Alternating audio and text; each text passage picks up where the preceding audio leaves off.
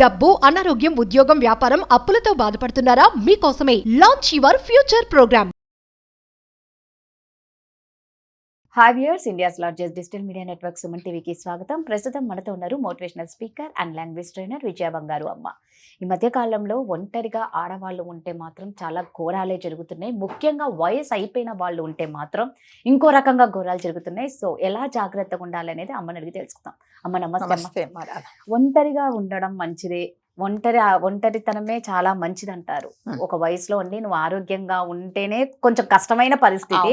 ఇక వయసు అయిపోయిన తర్వాత ఈ చాదస్తం ఉన్న వాళ్ళు చాలా మంది ఉంటారమ్మా. కొందరు ఏదో పిల్లలు చూడక వాళ్ళు ఒంటరిగా ఉండాల్సిన పరిస్థితి ఉన్నప్పుడు మనం ఏం చేయలేము. కొందరు ఏంటంటే కొడుకులు కోడళ్ళు మేము మంచిగా చూసుకుంటాం మాతో ఉండన్నా కూడా కొంతమంది వాళ్ళకి ఏజ్డ్ వాళ్ళకి ఏమనిపిస్తుంది అంటే నా పెళ్ళయింది అక్కడే, మీ నాన్న గుర్తులు ఇక్కడే ఉంటాయి, నేను ఆ ఇల్లు వదిలి రాలేను అని కొంతమంది ఉంటారు. నా ప్రాణం ఇక్కడే పోవాలి, ప్రాణం ఇక్కడే తీయాలి అన్నట్టుగా ఉండిపోతారు, అక్కడే ఉంటారు. అలాంటి కొంతమంది పాప ఏం చెయ్యలేక వాళ్ళు ఒక్కరే ఉంటారు. మనం రీసెంట్ గా చూసుకుంటే ఆ ఒంటరిగా ఉన్న ఆవిడని కర్మన్ ఘాట్లో దీనికి ముందు మళ్ళా ఒకడు ఇలాగే ఒంటరి ఆవిడని పక్కన ఉన్న వాళ్ళు ఓనర్ చంపేశాడు. అంటే ఎంత దారుణాలు జరుగుతున్నాయి, ఎందుకు జరుగుతున్నాయి, అసలు వీళ్ళు ఎలా జాగ్రత్తగా ఉండాలి? అంటే మీరు అన్నట్టుగానండి, ఒక వయసు వచ్చిన తర్వాత పెద్దవాళ్ళు, మగవాళ్ళు కానీ ఆడవాళ్ళు కానీ వాళ్ళు ఏమనుకుంటారంటే నేను ఇక్కడే పుట్టి పెరిగాను, నా పెళ్ళిళ్ళు ఇక్కడే అయింది, మా వారి గుర్తులన్నీ ఇక్కడ, మెమరీస్ అని ఇక్కడ ఉన్నాయి, మీరందరూ ఇక్కడే ఈ ఇంట్లోనే పుట్టి పెరిగారు కాబట్టి నా ప్రాణం పోయినా కూడా ఇందులోనే అని కొంతమంది మొండిగా, అంటే చెప్పితే వినకుండా అలాగే ఉండి అంటారు కదా, వాళ్ళ ప్రాణాల మీదకి తెచ్చుకుంటున్నారండి. అంటే మీరు అన్నట్టుగా నిజంగానే కొన్ని మెమరీస్ ఉంటాయిలేండి. మన ఇంట్లో కూడా ఏదైనా నాకు వస్తూ ఉంటది అనుకోండి, అది వాడుకోవడానికి పనికిరాదు, పోనీ ఉంచుకుందామంటే చెత్త, పోనీ మన మనసు ఒప్పదు, ఉండనిలే ఇంతలో ఇదొకటే దాచుకుంటాం. అట్లాగే నిజంగానే పెద్దవాళ్ళ వాళ్ళ వైపు నుంచి ఆలోచిస్తే వాళ్ళకు ఉంటాయి. పెళ్లి అయినప్పుడు నేను ఇంటికే వచ్చాను, నా పెళ్లి ఇంట్లోనే జరిగింది, మీరు అందరు చిన్న పిల్లలుగా ఉన్నప్పుడు ఈ పెరట్లో ఆడుకుండేవారు, ఇలా ఉంటుంది. కానీ ఇప్పుడు అంటే అది ఇది వరకు అండి. ఇప్పుడు ఏంటంటే జనాలకు ఎలా ఎంత వైలెన్స్ ఎక్కువైపోయి ఏ రకంగా ఎవరిని సతాయించాలి, ఎవరి ప్రాణాలు తీయాలి, ఎవరి డబ్బులు మనం తీసుకోవాలి, ఎవరి బంగారం కొట్టేయాలి అనే ఇది ఉన్నప్పుడు సో పరిస్థితులు మారాయి కాబట్టి పెద్దవాళ్ళు కూడా కాస్త చాదస్తాలు వదిలేసి పిల్లలు చెప్పినట్టుగా అంటే వాళ్ళ ప్రాణాలు వాళ్ళు రక్షించుకుంటారు. లేకపోతే ఇంకా ఏం చేస్తారంటే పిల్లలు చెప్పేసి ఇంకా వీలు కాక వదిలేసి ఒక కేర్ టేకర్ని పెట్టేసి వెళ్ళిపోతున్నారు. మన అదృష్టం కొద్దీ కేర్ టేకర్ మంచి వాళ్ళు అయితే పర్వాలేదండి, లేకపోతే మాత్రము పాపం ప్రాణాలు పోతున్నాయి అన్నమాట. సో ఈ అంటే రీసెంట్ గా, అంటే ఇవన్నీ ఎగ్జాంపుల్స్ ఏంటంటే రీసెంట్ గా కర్మన్ ఘాట్లో పాపం ఒక ఆవిడ నేను చూస్తే ఐ థింక్ 60 ఇయర్స్, పెద్ద 80 ఏళ్ళ ఆవిడ కూడా కాదు, ఆవిడ ఒక్కతే ఉంటుంది. అయితే ఒక పెద్ద ఇల్లు చాలా బాగుంది, ఆవిడ కూడా వెల్ ఆఫ్ ఉన్నట్టుంది, బంగారం అంతా చాలా వేసుకొని ఉంటుంది.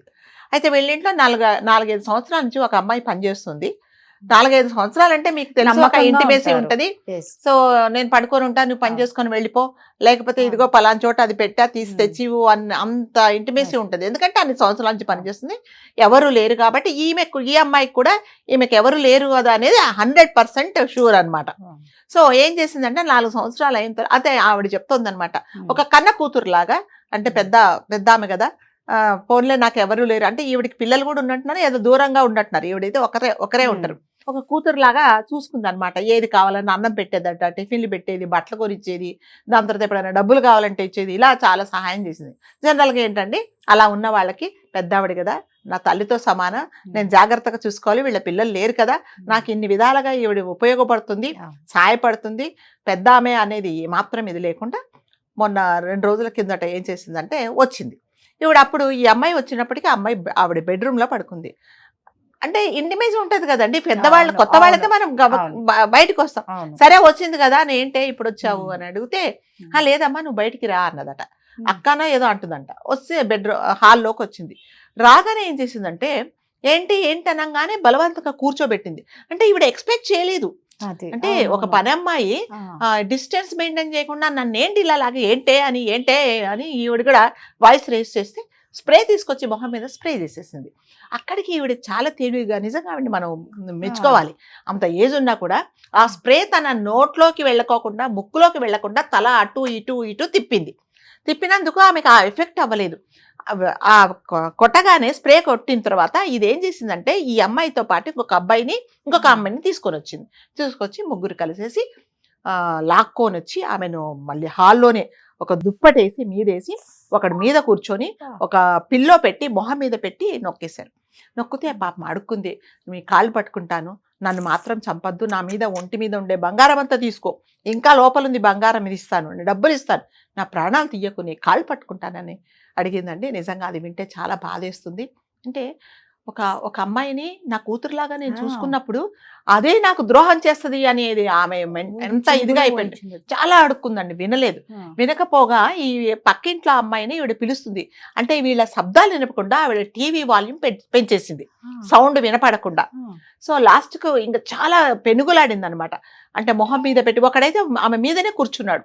ఆ ఏజ్ లో ఒక మనిషి మీద కూర్చొని గొంతు నొక్కేస్తా ఉంటే అక్కడికి అలా నొక్కేసే ఒంటి మీద 10 తులాల బంగారం ఉంటే మొత్తం తీసుకున్నారు.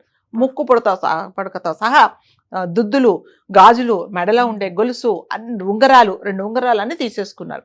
అప్పటికి కూడా వదలలేదు. నీకు బంగారం ఎక్కడుందో నేను చెప్తాను, తీసుకోండి అని చెప్తే కూడా వదలలేదండి. వదలకపోగా ఇంకా ఆమెను అంటే ఏంటంటే నువ్వు ఎవరికి చెప్పకూడదు అనేసి చంపే ప్రయత్నం చేశారు. ఆవిడ ఏం చేసిందంటే పెనుగులాడేసి లేచేసింది. అయితే వెంటనే ఏం చేసింది, వాడు పైన కూర్చున్న వాడు వెళ్ళిపోయాడు. వెళ్ళిపోయిన తర్వాత ఇదేం చేసిందంటే ఈవిడ గొళ్ళెం పెట్టేసింది, ఎవరు వీళ్ళు ఈమె బయటికి వెళ్ళకుండా. అట్లాగే పెనుగులాడేస్తే వెనక నుంచి చీర పట్టుకొని లాగితే కూడా ఆవిడ అంటుంది, పర్లేదు నా చీర పోయినా పర్లేదు, నేను లంగా మీద బయటికి వెళ్దామనేసి చాలా ధైర్యంగా గొళ్ళెం తీసుకొని బయటికి వెళ్ళిపోయి సూపర్. వెళ్ళిపోయిన తర్వాత ఆ రకంగా ఆమె ప్రాణాలు నిలబడ్డాయండి. ఆమెను చూస్తే మొహమంతా ఇలా ఘాట్లు రక్కేసి పాపం మనిషి ఎంత నిస్సహాయంగా ఉంది, ఏడుస్తుంది అనమాట. అంటే మనం నమ్మిన వాళ్ళు మనల్ని మోసం చేస్తే ఎలా ఉంటుంది అనేది ఆమెను చూస్తే మనకు తెలుస్తుందండి. నేను ఒక్కదాన్ని ఉండిపోయాను అని. అంటే ఆమె ఏ పరిస్థితులలో అక్కడ ఉందో మనకైతే తెలియదు, ఒక్కతే ఉందో తెలియదు. సో దీనివల్ల మనం నేర్చుకోవాల్సింది ఏంటంటే, ఒక ఏజ్ వచ్చిన తర్వాత కొన్ని చాదస్తాలు వదిలేసి పిల్లలు చెప్పినట్టుగా పిల్లలతో పాటు ఉండాలి. లేదు పిల్లల వల్ల మీకు ప్రాబ్లం అంటే వెళ్ళి అంటే ఓల్డ్ ఏజ్ హోమ్లోనో లేకపోతే ఒక నలుగురు ఉండే ప్లేస్లో ఉండడమే మంచిది. కానీ ఇప్పుడు ఆ ఏజ్లోనండి ఒక చిన్న దెబ్బ తగిలినా కూడా, ఇలా కొట్టుకున్నా కూడా చాలా ఒళ్ళంతా 65 ఏళ్ళప్పుడు ఒళ్ళంతా ఎలా ఉంటుందంటే పాపం అట్లాంటిది ఆమె అన్ని నొప్పులు భరించింది. గొంతు పెట్టేసి గొంతు ఇలా నొక్కేశారట ఆవిడ్ని. వింటుంటే నాకు కూడా చాలా బాధేసిందండి. నాకు ఇట్లాగే నాకు ఒక తెలిసిన ఫ్యామిలీ పిల్లలు ఎంత చెప్పినా ఆవిడ వినలేదు. ఒక్కతే 80 ఏళ్ళ ఆవిడ. ప్రతిరోజు వాళ్ళ పిల్లలు నీకెందుకు ఫోన్ చేయండి, వీడియో కాల్ చేయండి అని వాళ్ళని ఇచ్చేసింది. ఒకరోజు ఏమైందంటే ఇట్లాగే ఫోన్ చేస్తుంటే తీయకపోతే వాచ్మెన్కి వాళ్ళు చెప్పారు, అమ్మ ఎందుకో ఫోన్ తీయట్లేదు చూడు అంటే, ఆవిడ ఎప్పుడు పొద్దున్న లేచిందట, లేచి వెనక పూజ చేసుకుని పువ్వులు కోవడానికి వెళ్ళింది. ఒక రాయి తగిలి పడి అక్కడికక్కడే ప్రాణం పోయింది. ఆమెకి తెలియదు, ఆమెకి అసలు అంటే ఆ ఏజ్లో 85 ఏళ్ళ ఆవిడే. అయితే ఈ వాచ్మెన్కి చెప్పగానే వాచ్మెన్ ఏం చేశారంటే వెళ్ళి చూసి ఆ ఒంటి మీద ఉండే బంగారం అంతా తీసేసుకున్నాడు.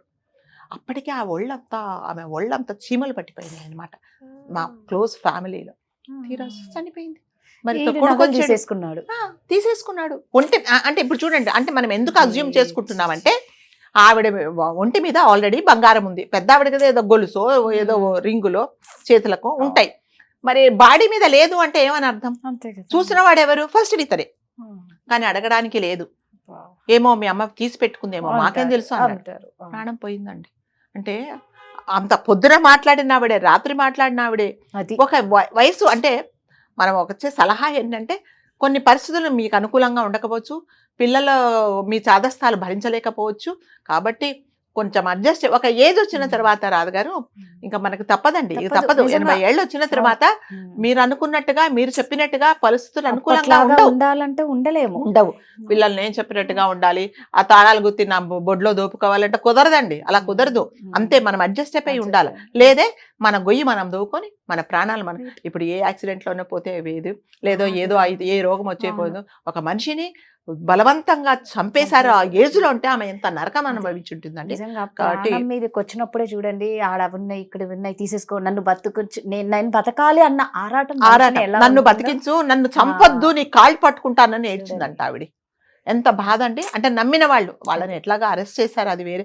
అరెస్ట్ చేయడము, రిమాండ్కి పంపించడము, వాళ్ళని శిక్షలు ఇచ్చడం. కానీ ఆమె ఎంత ప్రత్యక్ష నరకం అనుభవించిందండి. కాబట్టి దయచేసి ఎవరు కూడా పెద్దవాళ్ళు ఎవరైనా కేర్ టేకర్స్ పెట్టుకున్నా కూడా మీరు ఇంట్లో సీసీ కెమెరాస్ పెట్టుకోవడం చాలా మంచిదండి. అంటే ప్రతి ఒక్కటి అందులో రికార్డ్ అవుతుంది. సరే నేరాలు చేయాల్సిన వాళ్ళు దాన్ని కూడా ఆఫ్ చేస్తారు, అది వేరే.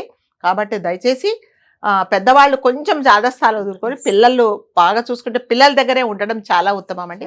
ఒక్కరు ఉన్నప్పుడు మాత్రం మీరు చాలా జాగ్రత్తలు తీసుకోవాలి, లేకపోతే మీ ప్రాణాలు మీరే తీసుకున్నట్టు. తీసుకున్నట్టయితే. Thank you. Thank you.